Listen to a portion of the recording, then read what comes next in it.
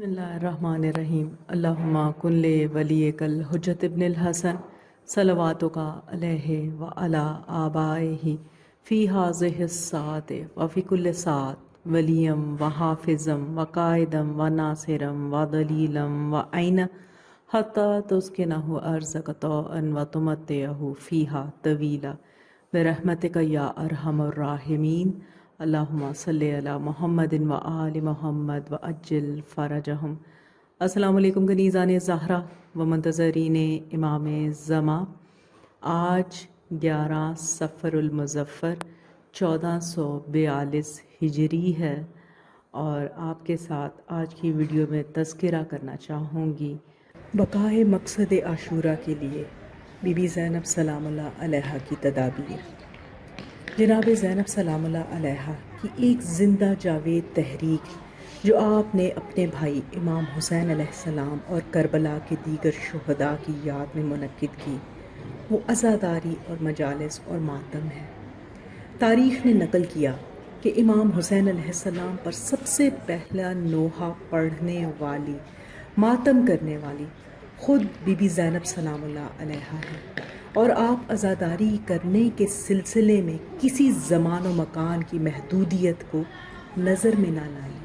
شہادت امام حسین علیہ السلام سے لے کر بازار کوفہ اور شام، یہاں تک کہ خود طاغوت کے محلوں کو بھی مجلس غم میں تبدیل کر دیا، اور اپنے اشکوں سے عزاداری امام حسین علیہ السلام کی وہ عمارت تعمیر کی کہ مخالف ہوا کے جھونکے کبھی اس کے ستون کو لرزا نہ دے سکے۔ اور یہ بھی کہ بی بی زینب سلام اللہ علیہا کا کارنامہ تھا کہ آپ نے ان آنسوؤں، مجلسوں، ماتم اور نوحوں کو بقائے مقصد حسینی کی ضمانت بنا دیا، اور اس جذبہ غم کو ایک زندہ و جاوید تہذیب میں تبدیل کر دیا۔ امیر المؤمنین امام المتقین علی ابن ابی طالب علیہ السلام کی اس شیر دل بیٹی بی بی زینب سلام اللہ علیہا نے عزاداری کی شکل میں اپنے بھائی سے کیا ہوا وہ وعدہ پورا کر دیا کہ بھیا میں کبھی بھی آپ کو بھلا نہیں سکوں گی۔ امام حسین علیہ السلام کی شہادت اور اہل حرم کی اسیری، حسینی انقلاب کے دوسرے مرحلے کا آغاز ہوا، اور امام حسین علیہ السلام کے پسماندگان کی سنگینی اور جاں فرسا ذمہ داریوں کی شروعات ہوئی۔ امام سجاد علیہ السلام اور بی بی زینب سلام اللہ علیہا اس محاذ کے سپہ سالار تھے۔ اس مرحلے کو آج کی زبان میں سافٹ وار سے بھی تعبیر کیا جا سکتا ہے کہ جس میں دو چیزیں بڑی اہم ہوتی ہیں۔ سب سے پہلا اہم کام ہے کہ دشمنوں کے طعنوں، توہین اور تحقیر کے مقابلے میں اپنے اور اپنے ساتھ والوں کے اندرونی جذبات، استقامت کو بحال رکھا جائے، اور جہاں جہاں دشمنوں کا، اور بے شک یہاں دشمنوں کا مقصد اہل بیت علیہم السلام کی اجتماعی عزت اور وقار کو ختم کرنا تھا، اور دوسرا اہم مقصد تھا کہ بنی امیہ اپنی پوری حکومتی مشینری اور جاہ و جلال کے ساتھ امام حسین علیہ السلام اور ان کے ساتھیوں کو خارجی کہہ کر جگہ جگہ تعارف کروا رہے تھے، اور نعوذ باللہ انہیں دین سے خارج اور خلیفہ کے خلاف بغاوت کرنے کا مجرم گردانا جا رہا تھا۔ اس حربہ کو ناکام کرنا اور لوگوں کو حقیقت حال سے آگاہ کرنا انتہائی ضروری تھا۔ بی بی زینب سلام اللہ علیہا اور امام سجاد علیہ السلام کی تصریح کے مطابق عالمائے غیر معلمہ تھیں۔ انہوں نے حالات کی نزاکت اور معاشرے کی ضرورت کے پیش نظر اپنے اس انقلابی اور تبلیغی کردار کو مذکورہ دونوں میدانوں میں بخوبی نبھایا۔ اگرچہ بی بی زینب سلام اللہ علیہا نے امام حسین علیہ السلام کی شہادت سے پہلے بھی قافلے کی تمام خواتین کا انتظام اور انصرام کی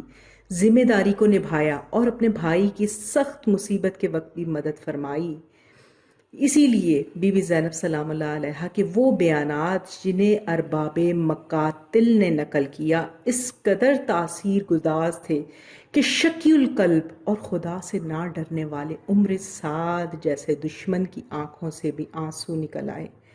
اگرچہ دشمن کا رونا اور گریہ کرنا کوئی اہمیت نہیں رکھتا، لیکن اس حقیقت کو عیاں کرنے والا ضرور ہے کہ انہیں بھی احساس ہو گیا تھا کہ وہ کتنے عظیم ظلم کے مرتکب ہوئے ہیں۔ اگرچہ دنیا پرستی، جاہ و حشم کا لالچ اور کردار کی پستی و پلیدی کے سبب یہ اشک اپنا اثر نہ دکھا سکے۔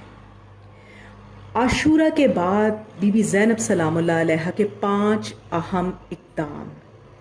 بی بی زینب سلام اللہ علیہ نے قیام عاشورہ کے بعد مندرجہ ذیل یہ 5 ایسے اقدام کیے کہ جس کے سبب واقعہ کربلا ہمیشہ کے لیے تاریخ کے دامن میں محفوظ رہ گیا، اور لاکھ ظالم حکومتوں نے چاہا کہ لوگ امام حسین علیہ السلام اور کربلا کو بھول جائیں، لیکن وہ اپنے مقصد میں کامیاب نہ ہو سکے۔ سب سے پہلا اہم قدم جو بی بی زینب سلام اللہ علیہ نے بقائے مقصد امام حسین علیہ السلام کے لیے اٹھایا، شہداء اور اسیران کوفہ و شام کی رسول اللہ صلی اللہ علیہ وآلہ وسلم سے نسبت اور قرابت کا برملا اعلان۔ بی بی زینب سلام اللہ علیہ نے کربلا سے کوفہ اور کوفہ سے شام تک متعدد مقامات پر شہداء اور اسیروں کا رسول اللہ صلی اللہ علیہ وآلہ وسلم سے نسبت کا برملا اظہار اور اعلان فرمایا، تاکہ بنی امیہ کے پروپیگنڈوں میں سے اسیر عوامانہ ذہنیتیں یہ باور کر سکیں کہ کربلا میں جن ہستیوں کو شہید کیا گیا اور جن کے اہل حرم کو اسیر کر کے لایا گیا وہ کوئی باہر سے آنے والے خارجی نہیں تھے، بلکہ وہ خود رسول اللہ صلی اللہ علیہ وآلہ وسلم کے اہل بیت ہیں کہ جن کی محبت اور مودت کو اجر رسالت قرار دیا گیا ہے۔ چنانچہ ابن اسیر نقل کرتے ہیں کہ جب عمر بن سعد نے اسیروں کو مقتل سے گزارا،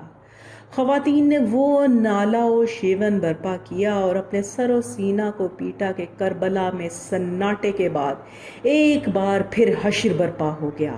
اور امام حسین علیہ السلام کی بہن بی بی زینب سلام اللہ علیہ نے فریاد بلند کی،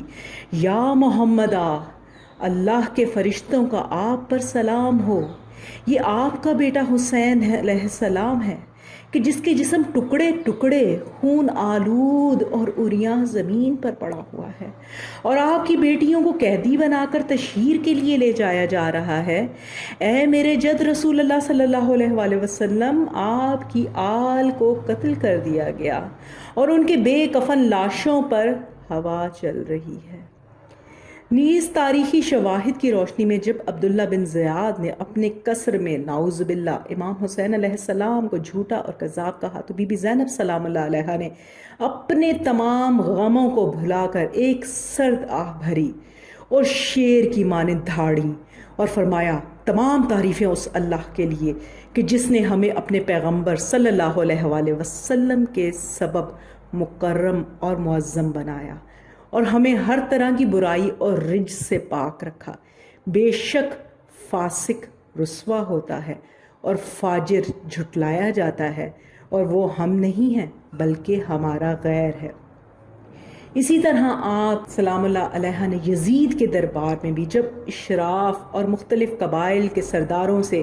دمشق کا قصر بھرا ہوا تھا اور وہ شرابی بدمست یزید لعین ملعون اہل حرم کو رسوا کرنے کی خاطر دربار میں بلا رہا تھا، تو آپ نے اپنے بھائی امام حسین علیہ السلام کے سر کو مخاطب کرتے ہوئے فرمایا، اے بھائی حسین علیہ السلام، اے حبیب خدا صلی اللہ علیہ وآلہ وسلم کے حبیب، اے جگر گوشائے فاطمہ الزہرا سلام اللہ علیہا، کنیزان زہرا و منتظرین امام زمان، یہاں اس بات کی جانب بھی توجہ ضروری ہے کہ بی بی زینب سلام اللہ علیہا نے رسول اللہ صلی اللہ علیہ وآلہ وسلم سے اپنی قرابت اور نسبت کو بنی امیہ اور ان کے بہی خواہوں کے سامنے اظہار کرنے سے پہلے عوام کے سامنے ظاہر کیا، تاکہ انہیں یہ احساس ہو جائے کہ انہوں نے یزید ملعون کا ساتھ دے کر کتنی غلطی کی ہے۔ چنانچہ آپ نے کوفہ کے بازاروں میں تماشائیوں کے ہجوم میں لوگوں کو خطاب کرتے ہوئے فرمایا، شبیر بن خزیم کہتا ہے کہ میں نے بی بی زینب سلام اللہ علیہا کا وہ خطبہ سنا کہ اس سے پہلے میں نے کبھی اتنی بلاغت سے بھرپور خطبہ کسی خاتون سے نہیں سنا تھا۔ جب خطبہ دینے لگی تو مجھے یہ احساس ہوا کہ جیسے میں امیر المؤمنین امام المتقین علی بن ابی طالب علیہ السلام کے دور خلافت میں آپ علیہ السلام سے خطبہ سن رہا ہوں۔ بی بی زینب سلام اللہ علیہا نے فرمایا، تمام تعریفیں اللہ کی ذات کے لیے ہیں اور اس کا درود و سلام ہو میرے جد رسول اللہ صلی اللہ علیہ وآلہ وسلم اور ان کی آل پاک پر۔ اے کوفہ والو، کیا تم یہ گمان کرتے ہو کہ فرزند خاتم الانبیاء، معدن رسالت اور جوانان جنت کے سردار کے خون کے نشانات کو اتنی جلدی مٹایا جا سکے گا؟ تم لوگوں نے اسے قتل کیا ہے جو نیک لوگوں کی پناہ گاہ اور بے آسروں کا آسرا تھا۔ اور صرف شہزادی زینب سلام اللہ علیہا نے اپنے کلام و خطبات میں ہی نہیں بلکہ اپنے قول اور عمل سے بھی لوگوں کو یہ سمجھانے کی کوشش کی کہ ہم ذریت پیغمبر ہیں اور ان کی آل ہیں، جیسا کہ مشہور روایت میں ہے کہ جب کوفہ میں اہل حرم کے قافلے پر کھجوریں پھینکی گئیں تو آپ نے اپنی بہن جناب ام کلثوم سلام اللہ علیہا سے فرمایا، بہن ان کوفہ والوں کو سمجھا دو کہ یہ عام قیدی نہیں ہیں کہ جو تمہارا صدقہ کھا لیں، بلکہ رسول اللہ صلی اللہ علیہ وآلہ وسلم کی آل ہیں جن پر صدقہ حرام قرار دیا گیا۔ دوسرا اہم قدم جو بی بی زینب سلام اللہ علیہا نے اٹھایا وہ کنیزان زہرا اور منتظرین امام زمان کربلا میں یزیدیوں کے جرم اور ظلم سے لوگوں کو آگاہ کرنا۔ اگرچہ بہت سے دوست اور دشمن راویوں نے واقعہ عاشورہ کو نقل اور بیان کیا ہے، لیکن بی بی زینب سلام اللہ علیہا خود اہل بیت رسول اللہ صلی اللہ علیہ وآلہ وسلم پر یزیدیوں کے مظالم کی سب سے برجستہ راوی ہیں۔ البتہ بی بی زینب سلام اللہ علیہا نے اپنی روایات سے نہ صرف حکومت اور اس سے وابستہ افراد کو اس کے جرم کا مجرم ٹھہرایا، بلکہ عوام کو بھی طاغوت کا ساتھ دینے اور ان کے ظلم پر خاموش رہنے کے سبب قصوروار ٹھہرایا۔ چونکہ اگر وہ عبید اللہ اور یزید کا ساتھ نہ دیتے اور اپنے امام کو تنہا نہ چھوڑتے تو کبھی اتنا تلخ اور عظیم سانحہ رونما نہ ہوتا۔ یہی وجہ ہے کہ بی بی زینب سلام اللہ علیہا نے اپنے خطبہ میں کوفہ والوں کو خطاب کرتے ہوئے فرمایا، اے کوفہ والو، تم پر افسوس ہے۔ کیا تم جانتے ہو کہ تم نے رسول اللہ صلی اللہ علیہ وآلہ وسلم کے جگر کو شگافتہ کر دیا اور آپ صلی اللہ علیہ وآلہ وسلم کو خون کے آنسو رلایا؟ کیا تمہیں معلوم ہے کہ تم نے کن عصمت مآب ہستیوں کی بے حرمتی کی ہے؟ کیا تمہیں معلوم ہے کہ تم نے خون رسول اللہ صلی اللہ علیہ وآلہ وسلم کو بہایا اور آپ صلی اللہ علیہ وآلہ وسلم کی حد تک حرمت کی ہے؟ تیسرا اہم مقصد بی بی زینب سلام اللہ علیہا کا ہے کہ بنی امیہ کے چہرے سے منافقت کے نقاب کو نوچنا۔ تاریخ سے یہ بات ثابت ہے کہ بنی امیہ کے دل میں اہل بیت رسول صلی اللہ علیہ وآلہ وسلم کی نسبت دیرینہ بغض اور کینہ بھرا ہوا تھا۔ صدر اسلام میں مسلمانوں سے جو ہزیمت انہیں اٹھانا پڑی تھی، اس شکست کے شعلے ابھی بھی ان کے دلوں کو کباب کر رہے تھے۔ چنانچہ وہ واقعہ عاشورہ کو بدر و خندق میں اپنے آبا و اجداد کا بدلہ تصور کر رہے تھے۔ چنانچہ یزید کا یہ کینہ و حسد کربلا کے بعد اس کے اشعار میں صاف طور پر جھلکتا ہے، چونکہ اس نے اپنے کفار آبا و اجداد کو مخاطب کرتے ہوئے کہا تھا، پیغمبر اکرم صلی اللہ علیہ وآلہ وسلم نے حکومت کا ایک ڈھونگ رچایا، نعوذ باللہ، نہ کوئی غیبی خبر آئی، نہ ہی کوئی ان پر وحی نازل ہوئی، نعوذ باللہ۔ میں بھی قبیلہ خنزف میں سے نہیں، اگر احمد کی بیٹیوں سے اس کے کیے ہوئے کاموں کا انتقام نہ لے لوں۔ ظاہر ہے بی بی زینب سلام اللہ علیہا اور امام سجاد علیہ السلام کی ذمہ داری بہت سنگین تھی۔ آپ نے لوگوں کو یہ باور کرانے کی کوشش کی کہ بنی امیہ کسی طور بھی اسلامی حکومت کے حقدار نہیں ہیں، کیونکہ ان کے دلوں میں آج بھی دور جاہلیت کا بغض اور حسد بھرا ہوا ہے۔ چنانچہ یزید کے دربار میں خود اس سے مخاطب کر کے فرمایا، اے آزاد کیے ہوئے غلاموں کے بیٹے، کیا تجھے یہ زیب دیتا ہے کہ تیری عورتیں، بچے اور کنیزیں پردے میں رہیں اور نبی زادیاں تیرے سامنے بے پردہ کھڑی ہوں؟ جناب زینب سلام اللہ علیہ کا یہ بیان ایک دو دھاری تلوار کی مانند تھا کہ جس سے ایک طرف یزید اور اس کا خاندان کے چہرے پر پڑی ہوئی منافقت کی نقاب کو الٹا جتلایا اور بتلایا کہ تو اپنی حیثیت اور وقت کو یاد کر کہ فتح مکہ کے موقع پر ہمارے جد رسول اللہ صلی اللہ علیہ وآلہ وسلم تیرے خاندان کی جان بخشی کی اور تم لوگ خوف میں ایمان لائے تھے، لہٰذا تمہارا مسلمان ہونا ہماری نظر میں کوئی اہمیت نہیں رکھتا۔ اور دوسری جانب یہ اشارہ بھی تھا کہ یزید تو کتنا پست اور ذلیل ہے کہ جسے اس بات کا خیال نہیں کہ جس کے نام پر تخت پر بیٹھا ہوا ہے اس کی آل تیرے سامنے قیدی بنا کر لائی گئی اور تو تخت پر بیٹھا ہوا فخر کر رہا ہے۔ اور سب سے اہم اور چوتھا کام جو بی بی زینب سلام اللہ علیہ نے کیا وہ امام زین العابدین علیہ السلام کی حفاظت کرنا۔ تاریخ کا ہر طالب علم یہ بات جانتا ہے کہ کربلا کے میدان میں امام زین العابدین علیہ السلام کا بیمار ہو جانا مصلحت الہی تھا، کیونکہ سلسلہ امامت کو قیامت سے متصل ہونا تھا۔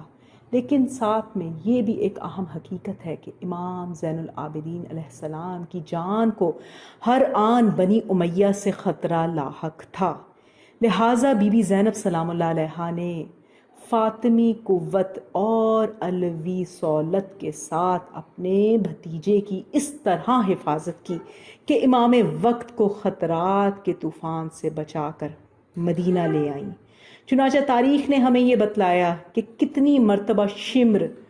عمر سعد، ابن زیاد اور یزید کی طرف سے امام زین العابدین علیہ السلام کو قتل کر دینے کا منصوبہ بنایا گیا، لیکن آپ ہر مرتبہ بھتیجے کی ڈھال بن جاتی اور ان پر گر جاتی تھیں اور فرماتی تھی، اگر اسے قتل کرنا چاہتے ہو تو پہلے مجھے قتل کرنا پڑے گا۔ بی بی زینب سلام اللہ علیہ کا سب سے اہم مقصد عزاداری سید الشہداء امام حسین علیہ السلام کی بنیاد ڈالنا ہے۔ بی بی زینب سلام اللہ علیہ کی ایک زندہ جاوید تحریک جو آپ نے اپنے بھائی امام حسین علیہ السلام اور کربلا کے دیگر شہداء کی یاد میں منعقد کی،